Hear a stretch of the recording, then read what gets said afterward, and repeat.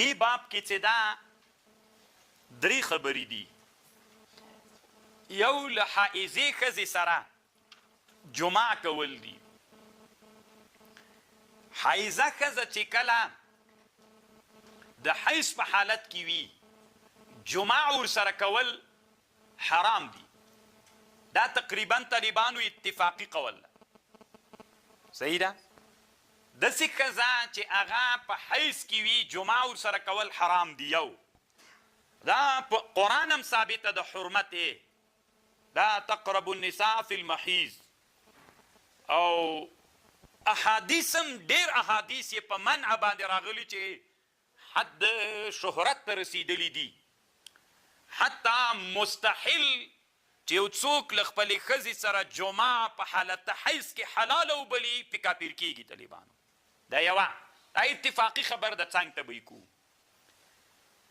بله مسئله دا ده چې کله ښځه د حیض په حالت کې وي میړه ته یې استمتاع له زنګانه نه کته له نامه نه پورته استمتاع و پایده پې اخیستل مجلسو سره کول لاسو سره اچول جواز لري که نه لري. نو دا تقریبا طالبانو جائز ده چې له نامه نه پورته او له زنګانه نه کته د حیض په حالت کې دا استمتاع جائز ده. مثلا تقبیل ده او همداسې نورې خبرې. پاتې سوله دریمه خبر له نامه نه تر زنګانه پورې د دې په مابین کې غیر له جمعه نه طالبانو مباشرت ورسره کول، تبخیز او تبتین او تعکین، دا طالبانو جواز لري او که نه لري. دې کې د علماو اختلاف ده. د احنافو مذهب دا ده، د امام ابو حنیفه رحمه الله فتوا هم د امام ابو حنیفه په مذهب د طالبانو چې دا ناروا ده. یعنی د نامه نه د زنګانه پورې د دې په مابین کې غیر له جمعه نه، جمعه خو مخکې خلاصه کړه حرامه وه، دغسې نور ساتیري دا طالبانو زموږ د احنافو مذهب دا ده، دا حرامه ده. ځکه یو سړی چې حول الحما څریږي نو طالبانو آخر چاته هم خوله وراچوي، حما ته به ور داخله کېږي. نو ځکه علما وایي چې دا جایز نه ده.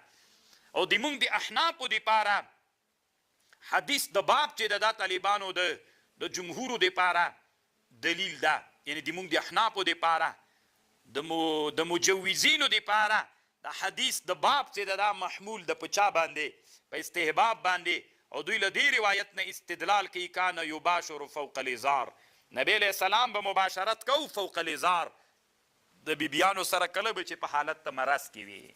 ځه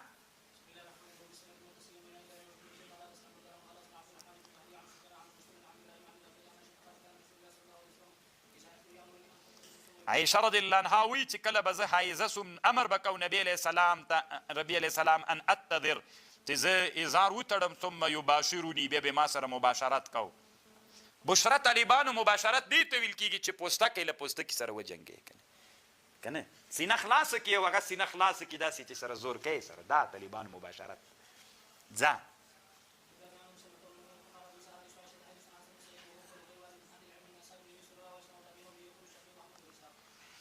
او یوه خبر دا د طالبانو دلایل د دواړو طرفونو راغلي. علامه بنوري وایي رحمه الله وایي ادله د جمهورو چې دي دا محرم دي او ادله د مجوزینو مبیح دي. نو کله چې د مباح او د حرامو معارضه راغله ترجیح به چا ته ورکوي؟ حرامو ته ورکوي. دا یو قانون ده. بل دا د من حام حول الحما یوشک ان یواقعه، چې حول الحما څوک څریږي قریبه ده چې کې ور واقع سي. او بل دا د طالبانو د شرع یو قانون ده چې هغې ته صد الذرایع وي. یو شی خپله ممنوع نه وي خو د ممنوع وسیله ګرځېږي. اگر چې دا صد الذرایع د مالکیانو مذهب ده هغوی معتبر کړی ده، خو احناف هم طالبانو په بعد اصل یې نه بلي لکه مالکیانو چې اصل بللی.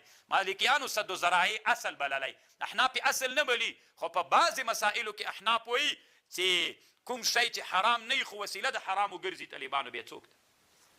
نه طالبانو حرام ګرځي. ځه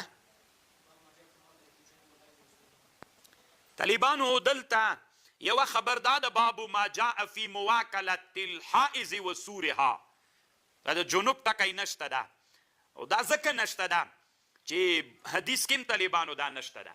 په نسخه کې هم نشته ترجمه الباب کې او چا کې هم نشته یعنی ترجمه الباب کې هم نشته حدیث کې هم نشته او بعضې نسخو کې شته لکه دلته جنوب هم شته و سورهما نو په حدیث کې نشته طالبانو امام ترمذي قیاس کړی ده دا حکمي طالبانو بنا بر قیاس راوړی ده نو حکم واضح د طالبانو ورونو هغه دا ده چې مواکله له جنوب له حیزې سره دا بالکل جایز ده یو سړی چې د جنوبو د حیزې سره اکل او خوراک کوي دا جواز لري دا جایز ده حتی طالبانو چې د جنوبو د حیزې هغه پسخورده هم پاکه ده یعنی مردار نه ده مخکې مو مونږ ویلې طالبانو غساله د جنوبو د حیزې چې په بدن یې نجاست نیم لا پاک ده خولې پاکې دي طالبان ځه